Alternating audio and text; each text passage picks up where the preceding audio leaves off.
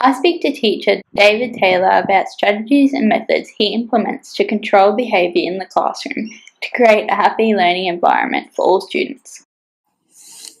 Okay, so the first strategy, which you use at the start of every year, is setting your boundaries with the students, so having negotiated classroom rules and making them a part of coming up with the rules.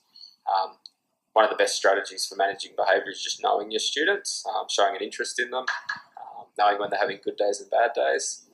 As far as like actual plans go, you have to vary it all the time, so try and change them around every few months or every term. So sometimes you might have a point system, other times you use Class Dojo. I've had behaviour charts before. One of the best things you can do as a teacher is show an interest in your students and learn about their lives and their families.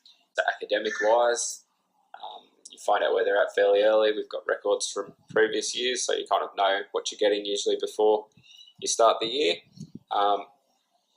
Then certain students have funding and individual support, so we have plans with those students with the support staff, and I work with them on occasions as well.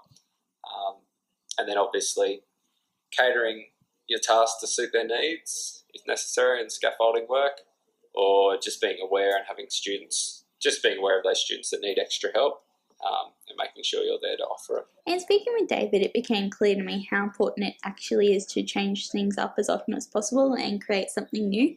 The message that his most favoured behaviour strategy is just to know his students also stuck in my head, as I thought it really can be that easy. If you know your students, how they learn, what makes them tick, what they enjoy, what they fear, it makes for the most powerful method of being in control without the implementation of reward systems and behaviour strategies.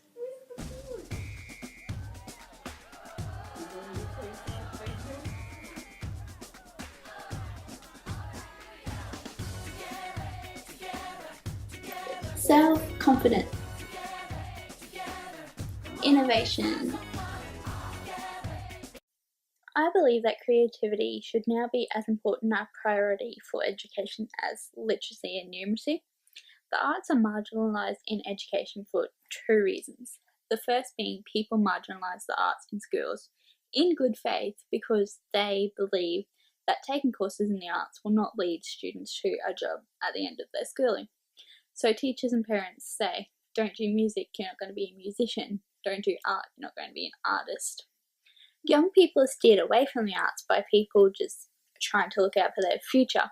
But I aim to break down this barrier and test the limits, as no one's ever said, don't do literacy, you're not going to be a philosopher. Don't do maths, you're not going to be a mathematician. So why should this sort of thinking happen in the arts? I aim to give my students endless opportunities whilst establishing boundaries through trust and openness.